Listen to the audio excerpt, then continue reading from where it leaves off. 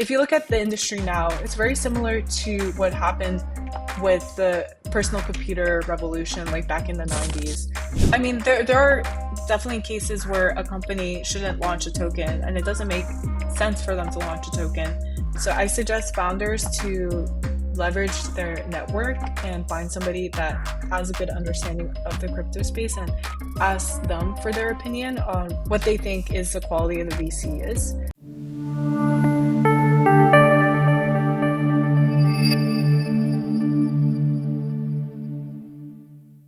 Hello everyone and welcome to Take It Easy. My name is Việt Anh and I am your guide in this journey. So in this show we will take a look at the newest trends in technology through in-depth discussions with experts all over the world.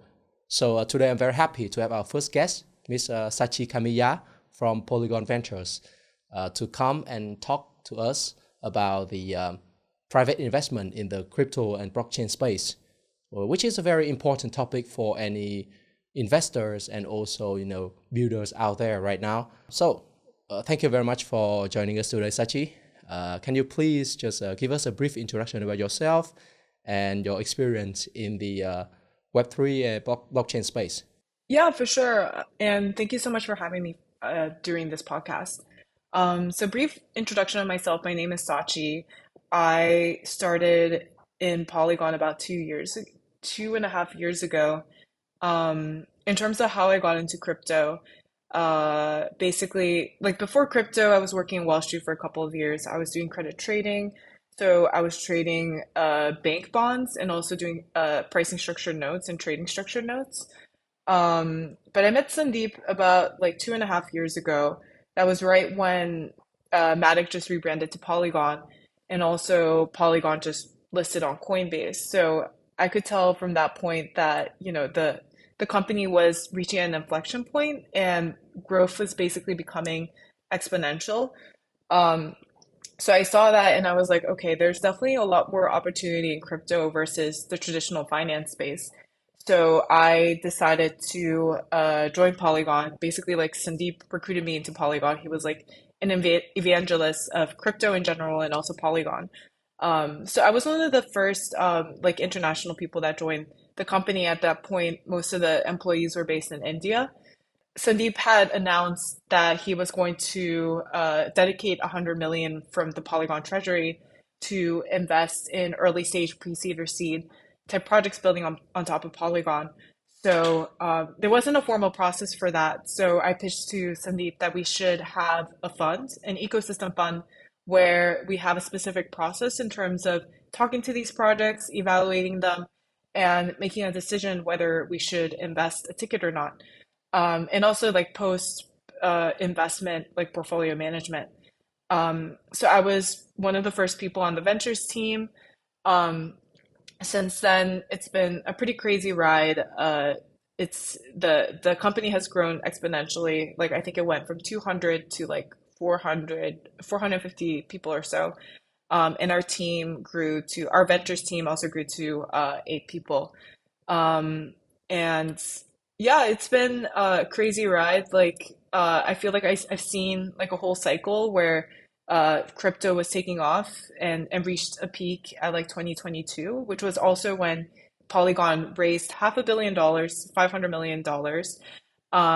And I was also involved with that raise where, I negotiated the terms and also closed the deal with a lot of big investors, including like SoftBank, Dragonfly, Sequoia, Tiger, Lightspeed, like basically every big Web2 and Web3 fund wanted to become part of that round. So it was really cool to see, that demand for blockchain technology. And yeah, it's been a crazy journey since then. Now I would say as a team, we're focusing more on infrastructure type projects, and I've been looking at more consumer type applications. 2.5 years or something, right? And that's Yeah. like a lot of things. I mean, seems like a lot of things. It must have been a crazy ride. Like, and during that ride, I'm sure that, there will be like a lot of achievements or failures, probably, right? So Yeah. is there anything that, any one of them that are most memorable to you? I think my biggest achievement in the past 2 years or so was probably like raising capital for Polygon. Obviously Sandeep was the one attending these calls and pitching to these VCs, but I was the one who sourced like there was a VC called Republic who basically approached us and kind of pitched us a structure for how we would start this raise. And I was the one who pushed it through internally and actually got it approved and kickstarted. So I think that was like a great achievement for me. I feel as though I learned a lot about what you should take into consideration for fundraising, managing the whole operational side. I mean, it's just part of like managing a company, which was an incredible opportunity for me. And I learned a lot, looking back. I think the first lesson from that was that if when you have a commitment from a VC, make sure to close immediately because you don't know what the market will be like in a week or in the next month or so. Actually, when we raised $500 million, once we closed all the capital and got the capital into the bank, about 2 or 3 weeks later, the market started to show like some signs of going down, which was like February 2022. You could already see like Bitcoin was starting to go down a bit. So I think that was like the biggest lesson for me is that, work fast and be nimble and work fast. In terms of failures, I think if I were to go back in time, I would have hired a lot faster. Like I don't think I was so inundated with work and my day-to-day work that I had no time, or I felt like I had no time to actually hire people or like look through resumes and take the time to interview these people. I didn't realize how much time it takes to actually hire somebody. And I wish if I were to go back in time, I had dedicated more time to that and had hired much faster. But it's okay. Like in the end, it all works out. We ended up growing the team, and I feel as though we have an excellent team who does quality due diligence on a lot of these like projects across gaming and infrastructure and all the Web3 verticals. I'm also, startup founder myself, both in the traditional market. I have a company which we're doing the podcast right now, and also in the blockchain space. So personally, I would say I kind of like agree with you a little bit about, the sort of like finding the right people is very difficult. And sometimes if you are like like you want to do it too fast, probably it will be costly in a way that you could potentially find someone who is not suitable, because it happened to us like many times. So yeah, I would say that probably what you achieve right now could potentially be the results of something that you could have done better, but because you haven't actually done it, so you're happy here right now. I think so. So yeah. That's just a little bit like my thoughts on the situation. But let's go back to our discussion. So you have been talking with a lot of VCs, right? And to raise fund, and you have been working as a VC as well. So I'm just curious. I mean, like, why do you think that we need blockchain investment? I think there are several so there's like so many reasons why I think people should invest in blockchain technology, but I think it's just natural that eventually everybody will be transacting on the blockchain because if you see how technology how how we innovated within technology, especially in the internet space, like basically we are moving data at the speed of light, right? Especially with internet. Like if something an event happens in Africa, then we basically know within a second, like on the other side of the world, like what is happening in Africa. And I think it's only natural that as our world becomes more digital, the way we transact will also become more digital. Like our money will become digital. There's so many benefits with blockchain. Number one is speed itself. Like if I used to work in traditional finance, and I know that all of these systems that we used are very old. Like the systems that we used were created back in the 90s, or even some of them are even older, and they haven't been updated since then because these big banks, they just have no incentive to update these models because there's no competition really. There's only like four or five globally systematically important banks. It's not like within the tech world or Silicon Valley where there's consistent innovation and competition. That I feel as though that doesn't necessarily exist within the banking world. So I think blockchain is great because it's disrupting that. It's disrupting all the traditional finance space. And I believe that eventually it will even replace a lot of this technology that old technology that exists. Um, so that's why I think it's really important to invest in blockchain technology because naturally, as our world becomes more digital, our money will also become more digital, and that's why we should invest in blockchain. And I think the presence of some of the big names, especially when they move from traditional to Web3 area, I mean that could potentially be the evidence for the I don't know, like the potential of blockchain technology, right? Go I ahead, was go gonna ahead. say, I think it's natural that the traditional finance space, like there'll be some pushback. My old boss that I used to work for at Bank of America, he didn't believe in Ethereum and definitely did not believe in Bitcoin. But I think the Mm-hmm. problem there was that, well, number one, he didn't take the time to actually learn about the technology and what it's capable of. And number two, it's a threat to their industry. Like, the traditional finance space, they've Mm. been the dominant player for the past 200 years or so. And the reality is that blockchain tech could potentially replace all these existing technologies as well. So there's definitely like a resistance initially for adopting this, especially in the traditional finance space. But I think eventually, they'll have to adapt and embrace the technology or become or at least like integrate it as part of their offerings because that's naturally where the world will go. I see. So it has been like I think 10 years, around 10 years since the dawn of blockchain. So how do you personally, evaluate the current stage or the landscape of the industry? Um, yeah, now is really interesting because I think we've definitely made a lot of progress since 10 years ago when, Bitcoin was first created. Like the fact that you have programmable smart contracts and you can like basically program your money. I think that is an incredible feat. Um, I think Ethereum basically spurred like additional innovation within the space, which is great.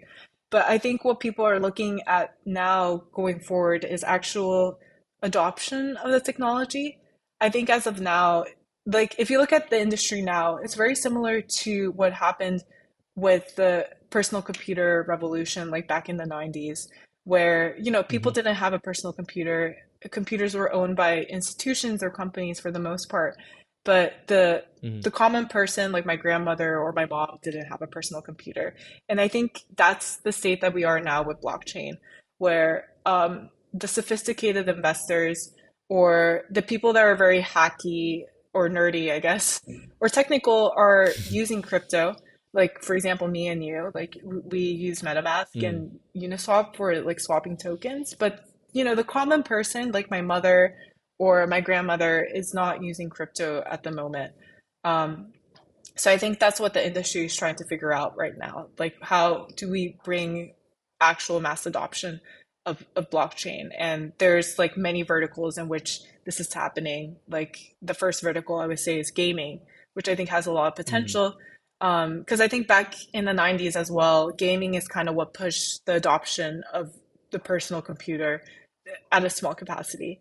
Uh, Number two is also just general consumer, like decentralized social wallets.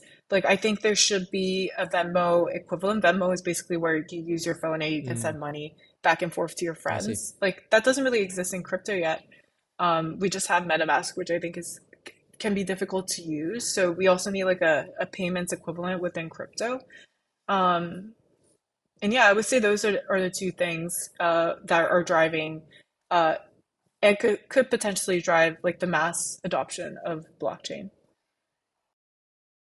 Yeah, I think so too. I mean, like But we still need a lot of education, I think, because right now, I mean, the UX user experience is not very friendly, like easy enough for, let's say, like your mother or my grandma to like really understand.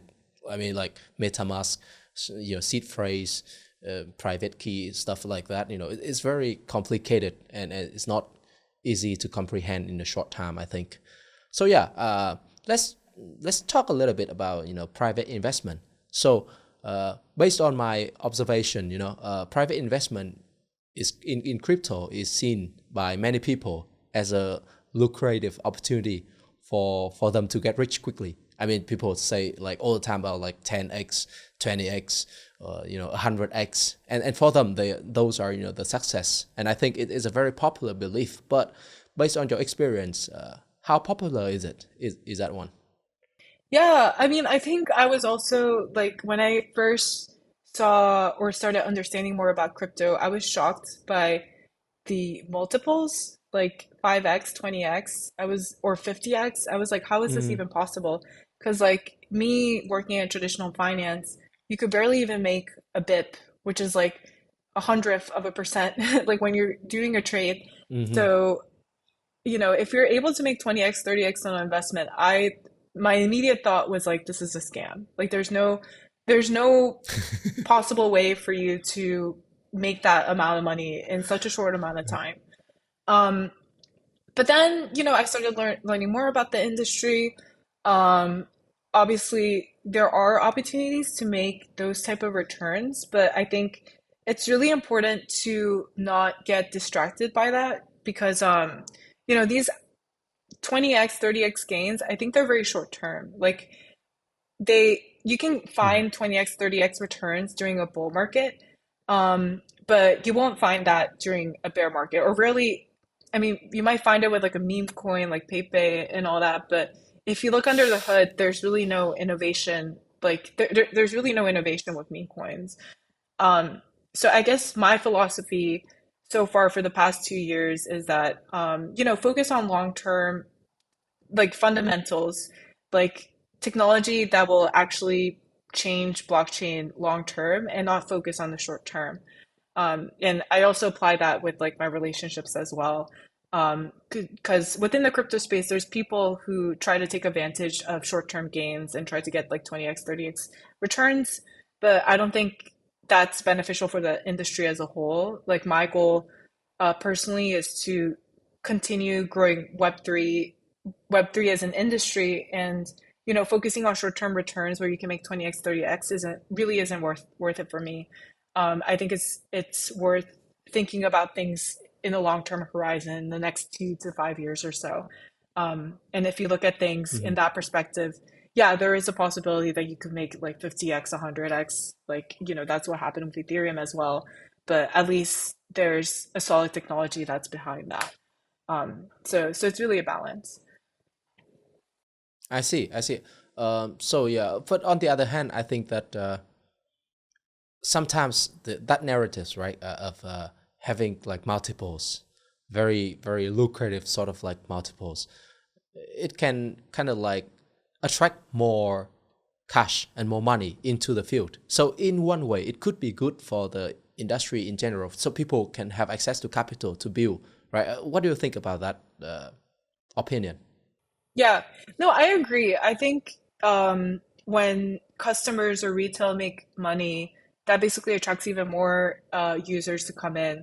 And I guess that's basically what happened back in 2022, especially with play to earn in gaming. Like people were making a lot of money playing these games or even holding these assets from, like, let's say Axie Infinity, that ended up attracting more people within the space. So I agree. Like I think making 20x, 30x um, can potentially spur additional innovation because that also entices a lot of people to come in. And it also helps build a community. The best way to build a community, there's many ways to build a community, but the best way is to make your users make more money. So I agree. I think like, these crazy 20x, 30x returns do to a certain extent push the whole industry forward. But I think it's a balance because on one spectrum there's the ones that are complete scams like Ben.eth, Like there's some meme coin psyops, I think, where it's literally a straight up scam. Like there's really no there's no innovation within meme coins personally, I think. But then there's innovation within the other spectrum where people are making a lot of money because there's actually like true innovation and tech that is backing um, that token. So I think it's really a balance. You need a balance. I see. And I completely like agree with you about the vision, because personally for me right now, when I'm interested in the blockchain space, because I want to look at the long term. I want to create products that could have like real use cases in real life. Of course, we could fail in the process of building something like that, but at least we need to look at those as a values to strive for, instead of just focus on financial gains or something. Because personally I have met so many people in the space, and I have the same kind of impression. Like some of them might be very enthusiastic builders. They don't care about so much about the finance part of the story. Sometimes they fail, sometimes they succeed, and sometimes their failure is because they don't care much about the finance part. So I think imbalance is never gonna be good enough. But on the other hand, there will be like someone who just here for the money. That's the only like focus of themselves, and I tend not to, get on so well with those kind of guys. So probably we share something in common here. So yeah, I think you have experience in the like the private investment area in the traditional market and also in the blockchain space. So what is the difference? What are the differences between the two sort of areas? Um, yeah, so I would say with private markets, as in like where you're raising through equity, typically it takes longer to actually exit. Raising a pre-seed and going all the way to IPO, I don't know what the exact statistics are, but I think it takes about 8 years, 10 years or so. So Mm-hmm. it takes a lot of time for you to actually like realize your gains. Or you may not even exit at all. The company may fail, or maybe it doesn't get acquired. So many things could happen within the private markets. So in many ways, I feel as though the private markets can be inefficient. Um, Mm-hmm. with public markets, or I guess like if you're investing in crypto or in a SAFT, or basically a token, typically it's faster liquidity.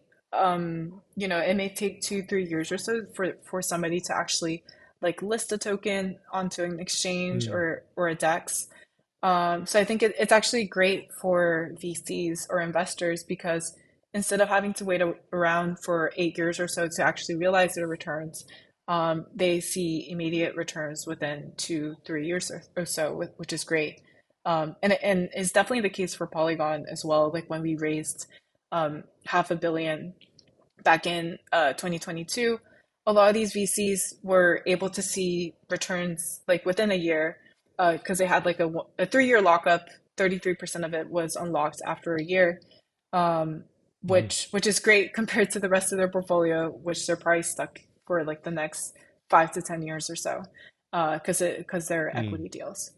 Um, so yeah, I mean, I think I in an ideal future, everything would be tokenized and everybody would be trading on the blockchain. But I think that's a idealistic vision that I have. But I Mm-hmm. personally, like as an investor, prefer to invest in token investments versus equity investments. But I think, do you think that there will be a shift between the two sides? Because some based on my observation, I've seen many projects during the downtrend like this time. They raise, I mean, it's a mix, right? Like between token and equity. So you are the believer in token only, probably, right? But Yeah, yeah. what about the trend? What do you think? Um, so I think in terms of like if you're evaluating a project and deciding whether you want to invest or not, you should definitely invest in equity with the right to tokens. Um, just Mm. because you want to have that optionality. um, let's say, I mean, there are definitely cases where a company shouldn't launch a token and it doesn't make sense for them to launch a token. A specific example of this is Nonsen, for example, which is like a crypto data analytics tool, which charges like Mm, a certain amount of fee for institutional investors and also like retail users. In that case, the founder decided it doesn't make sense for us to launch a token, so they only raised equity. So I think overall, it's really important to keep your options open, as in like have a standard like equity with a right to a warrant for tokens, so that you get a right to both. Um, and uh, I think it it's it's tough. I've seen some companies that would like initially raise for equity and then later on they would raise for tokens or like vice versa. And I think that's really unhealthy because you should, as a company, decide where you're going to be accruing value. I know mm, Polygon, for example, they've dedicated and always made it very clear from the start that we will only be accruing value to our token, and that is our business mm, objective. Like when we're building a product or when we are growing the ecosystem, we always think about, this is how the token will actually accrue value. The equity will never really have any value because we're not generating revenue. So I think it's really important for a company to make that decision like early on. Really think about, what actually makes sense. Does equity make sense or does token make sense? And they should speak with people who are objective and unbiased. You definitely shouldn't just rely on VCs because I think VCs, like, unfortunately, they're probably biased towards tokens because, like I mentioned before, there's a faster path mm. to liquidity with tokens versus equity.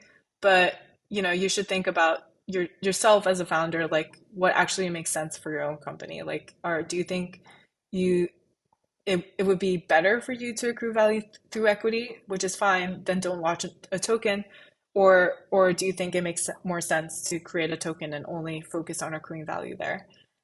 So yeah, that's a decision that the founder has to make in the end.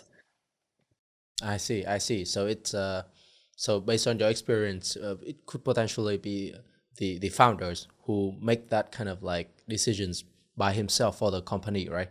It should not be something that he's like just follows, like follows the herd, for example, and believe that there will be a right answer. So there will be like sort of like a suitable answer for each one of us. Okay, so you have mentioned about VCs.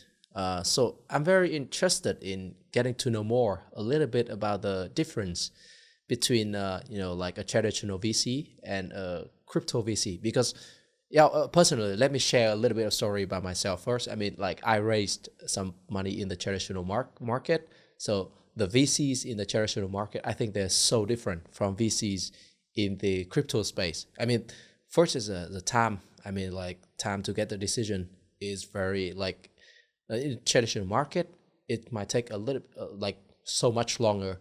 So there'll be like due diligence, like taking like pitching like a lot of times, and also the how do I say it? The release of the money is it would take time as well with a lot of processes and a lot of like meetings and getting to know each others and talk with this guy that guy. So but in the crypto space, sometimes I mean, of course, not like all VCs are the same, right? But based on my experience, I do feel like the process is way faster and is like everything is faster. And sometimes I feel like the role is kind of like shifted in different directions. I mean, so what do you think? I mean, what are the differences between traditional VCs and crypto VCs? Um, yeah, I mean, I think traditional VCs, like you mentioned, generally take more time. Have, they most likely have like a specific due diligence process already set, and they have to follow that process. So as a result, it could take a couple of months or so to actually like close the round and get the capital in.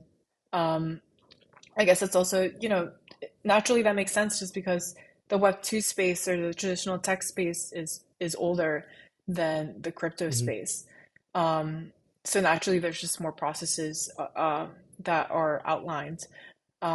Whereas with crypto, crypto itself is a completely new industry. I would say crypto VC is also pretty new. The oldest ones that have stuck around, like Pantera and Blockchain Capital, I think have only been around for like 6 years or so. Mm. I have to double check those numbers, but these blockchain VCs haven't been around for a while, so as a result, there's just not as many processes set in stone that you may see at a traditional like Web2 VC like Sequoia. Um, I think, yeah, with crypto, you definitely have to move faster just because I guess the movement of money within blockchain is much faster versus the traditional Mm. markets. So you have to be able to act quickly. The crypto markets themselves also move very, very fast as well. So I think as a result, crypto VCs have to be able to be nimble and, make a decision quickly. Um, I would say like the teams are probably leaner in crypto funds as well. Like at least like with Polygon Ventures, we only have 4 or 5 people or so that focus on like evaluating deals and making a decision on deals, and it's a very flat structure, so we can also Mm. move pretty fast. But I think it's also a reflection of the industry as a whole. Like I think with crypto, you can't take 2, 3 years to make a decision. Like you have to move really fast and launch a product and actually drive adoption in order to make the protocol successful. And I think that's why Polygon was so successful, is because they were able to launch a product right at the time when POS was, or like scaling on top of Ethereum was really important because Ethereum was super Mm. expensive, and they were also able to drive adoption super fast. And I think it's the same with crypto VC as well. Like you have to be able to move really fast because these companies are also moving really fast.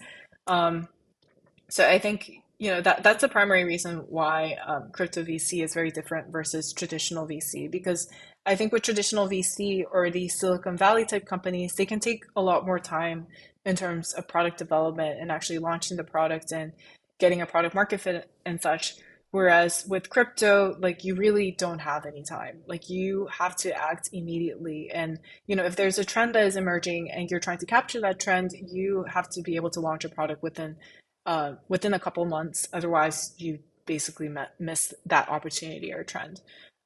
So as a result, crypto VCs also have to be able to act fast and be able to make a decision fast and invest and send the capital fast. So, based on your experience, I mean, like, does it, increase the risk of making bad investment? Yeah, I mean, definitely. What do you think? I think back in 2022, everybody was just so hyped about blockchain. Like it felt Hmm. incredibly frothy, and I was also shocked. Like hindsight 2022, I was shocked by how easy it was to raise capital. Like, people, especially with the Polygon raise, I think the timing was absolutely perfect. Like everybody was looking to get into blockchain, and Polygon was one of the biggest players within the blockchain space. So everybody wanted to invest in Polygon.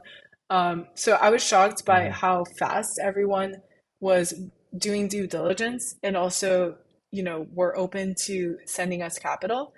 Um, I mean, I think some mistakes were made, obviously, like especially with FTX or with Lunaterra. Mm. A lot of these funds, big funds like Temasek and SoftBank, I think SoftBank invested in FTX, and they did not do.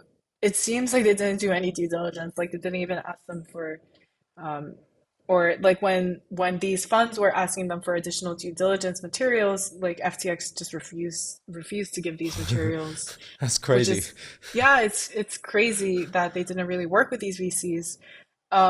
So obviously a bunch of mistakes were made because people were working so fast the past cycle. But I think it's great that this bear market is around because, I feel as though I can take my time for due diligence. I don't feel as though projects will come to me and tell me like, you need to make a decision by the end of this week because we're going to close the round. Like I feel as though I have more leverage and, I can ask the right questions and actually make the right decision. Um, so I think it's a good reset from back in 2022. So yeah, definitely like when you're moving at such a fast pace, like mistakes can definitely be made, but I think a lot of that was reset, like that speed and uh, like because of this bear market, like basically all of these funds had to readjust and now they can take their time to actually do due diligence and make a decision whether to invest. So instead of having to make a decision within a week, like they can take a month to make a decision, which I think is much more reasonable. Yeah, I think so too. I mean, also, during the bear market, the true, I think the builders are there. Like if they're still building, I mean, it's higher chance that, they are legit. I mean, all the scammers are like get gone after the waves. So yeah, I think that is very, very interesting thoughts and interesting opinions from you. So I want to jump to my next questions, which is like the difference between, because you are working for Polygon Ventures, which is a ecosystem fund, right? And I think an ecosystem fund in crypto is different from a, general VCs. So how, but specifically, can you explain to us, to explain to me and our audience, the, the core differences between the, ecosystem fund and a general VC in the crypto space? Yeah, I mean, typically, I guess the main difference between a ecosystem fund and a traditional crypto VC fund is a couple of things. Number one, an ecosystem fund most likely is focused on growing their own ecosystem. So if you're working with the AVAX ecosystem fund or Solana ecosystem fund or Polygon ecosystem fund, they'll most likely only invest in projects that are integrating with the ecosystem to some capacity. So, with Mm. Polygon, for example, Polygon Ventures or the Polygon Ecosystem Fund, we wouldn't invest in a Solana DEX or perp trading platform, like because it just doesn't make sense, right? Like it's not going to grow the Polygon ecosystem. But we would invest in a bridging protocol. For example, we've invested in Layer Zero, um, or we would invest in a project that is looking to integrate with Polygon. So Magic Eden is also another example of this, where when we were speaking to them initially, they were only built on Solana, but they ended up uh, not migrating, but they also integrated with Polygon as well, and they ended up becoming multi-chain. Um, so I would say like an ecosystem fund is focused on growing the ecosystem, whereas with the traditional crypto fund, they may be more like spread out. Like they may invest in everything. Like they would invest in Cosmos or Polygon or Ethereum or Solana. Like they don't have as many restrictions in terms of, what ecosystem to invest in. The second biggest difference is I would say the check size. I'm not sure exactly how other ecosystems work, but I know, Polygon Ventures, our typical check size is 100K up to 500K. Average is about Mm. 250K. So I would say in general, just our check size is smaller. Um, Whereas with a big traditional crypto fund, they prefer a lot of them. I would say 50% of the ones I speak to prefer to lead around. So their ticket size is, around 1 million or so if they invest in Mhm. pre-seed or seed. Um, and they're capable of like, leading around, which means that they can, once they put in the first ticket and put in the first large ticket, then they can also help you rally additional investors to complete the whole round. Um, so yeah, I would say the first difference between an ecosystem fund and a crypto fund is, an ecosystem fund is focused on its own ecosystem, whereas a crypto fund can invest in any ecosystem broadly. Mm. And then the second difference is the ticket size. Like an ecosystem fund would probably not lead around. They probably just put in a small ticket, like 250K or so. Whereas a traditional VC fund has the capacity to, invest more like a million, like 500K up to a million or 2 million or so, depending on the round. I see. I see. That's a very clear explanation, and it's like new information for me as well. Even though in the past we actually got invested by the by AVAX actually for our project. Yeah. In the past, so we work with the ecosystem team in the past, but yeah, it's still like very new information for me and probably for our audience as well. So I think let me play the role of a builder. Actually, I'm a builder myself, but yeah, let's try to play that role and ask you a question. I mean, like, because as a builder or as someone who having some ideas to build on the crypto or blockchain space, we might probably be introduced to many VCs, like friends of friends. It works that way. But it has been my struggles in the past, right? I cannot tell like a bad one from a good one. I can only like ask like my friends or someone who has experience in the field, like, have you known these guys? Are they good? Are they like trustworthy? But there's no framework or no like formula for us to actually make a decision myself. So based on your experience, how can you tell a good crypto VC from a bad one? I mean, honestly, I think it takes time. When I first started in Mhm. crypto VC, I definitely did not have an eye for, what is a good VC and what is a bad VC, or like what their perception is within the industry. So it's something that is, you're not going to pick it up when you're first starting as a founder. It's probably going to take you at least like 2 or 3 months to get a good a decent, like a basic nuance, a basic grasp on like what is a good VC and a bad VC, and at least a year to have like a complete understanding of what the crypto VC ecosystem looks like. Um, so I think it's really important to leverage people that have been in a crypto space for a couple of years already. Um, I've luckily been able to leverage my boyfriend who's been within crypto for the past like much longer than Mhm. me for I think he's been around for like the past 6 years or so. And he has a very good grasp of, who's a good VC within the space and who's a bad VC.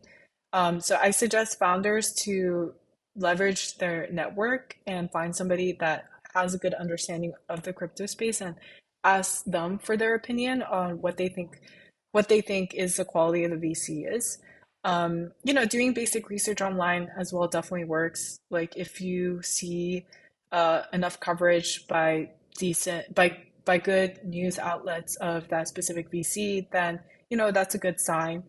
If they've invested in projects in the past that have done really well, like let's say their portfolio companies includes Magic Eden or Layer Zero, then that's also a very good sign. Um, Mhm.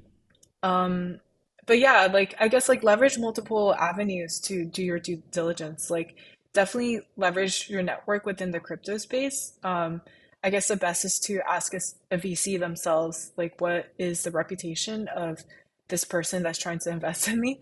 I think that's probably the best resource.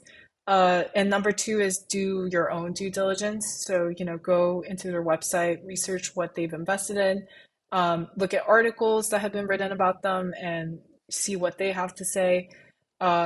Yeah, so doing your own due diligence and also leveraging your own network is the best way to understand, what's a good VC and what's a bad VC. I guess number three is also, talking to the VC and, seeing Mhm. if they actually can bring value. You should be able to get along with whoever is investing in you. Obviously they should really believe in your vision and your project. They should be open. I mean, they should definitely be helping you in terms of making additional connections or making connections to other partners. Um, like that is incredibly valuable. And in general, it should be somebody that you can get along with, and be able to confide in if your company were to run into trouble, or if your company needs some help with. So, number one is do due diligence through your network or friends.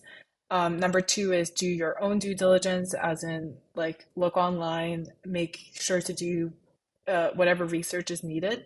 And number three Hmm. is, talking to the VC themselves, whoever's investing in you, and getting a sense of, is this somebody that will actually help me out when I'm in trouble? Or is this somebody that will help me out just in general when I need something or when he thinks that there's a good opportunity? I think, I mean, there's a lot of VCs out there that are very hands off and, are more, they're more so riding on the brand so that as a result, they're able to invest, but are not necessarily super helpful on the business development side. I think so too. I mean, like there's based on my experience, I think there are so many like so-called VCs, Yeah. but not actual, and they could put in names of some very big names, big projects, big success cases, but maybe they would just like invest a little bit, or like, or don't invest at all. So Yeah. I think for projects out there, I mean, get to be very careful. I actually I saw a tweet from you. You were saying that a lot of projects actually like list Polygon as a partner. Yeah. I think the same mindset could apply for the VCs. Yeah. Oh, a It hundred should percent. also like. I mean, I've seen so many VCs where they'd say like, "Oh, we invested in Ethereum and Polkadot and Polygon," but they probably just only bought out of the market. Like they didn't. It's not like they. It'd be. It's definitely impressive if they invested in pre-seed or seed, but most likely they did not. So, yeah, it's definitely something to keep an eye out for. Be careful, right? Yes, I think we have a quite an interesting and very long discussion. So, I know you have something coming up next. So I want to ask you like one final question, which is like a personal sort of like question from my side, because I think you might have very interesting stories to tell. So, uh, my question is, how do you actually like evaluate projects, and have you ever been like, let's say, scammed in some way, right? By someone, or if that happens, how did you deal with it? Yeah. Yeah, when I evaluate the project, the first thing I look at is, and I think the most important thing is looking at the founder.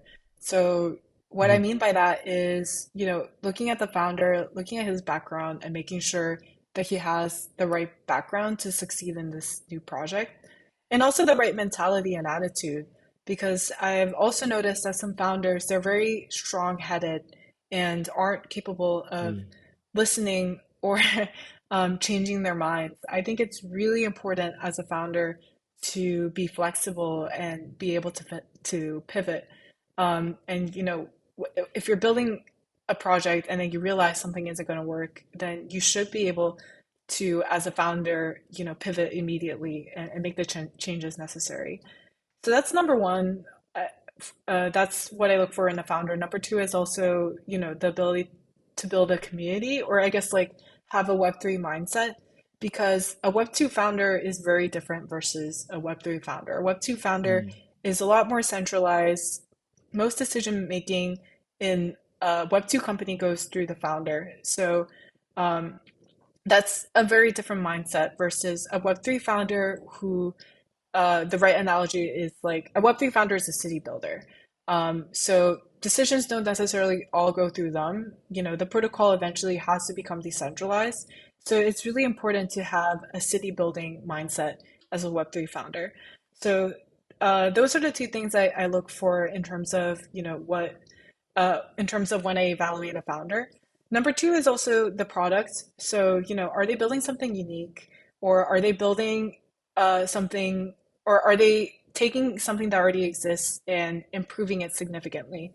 We look at the product and, see whether there's actual innovation there, or if it's something that's completely like paradigm shifting. That's also something really interesting that we would love to take a look at.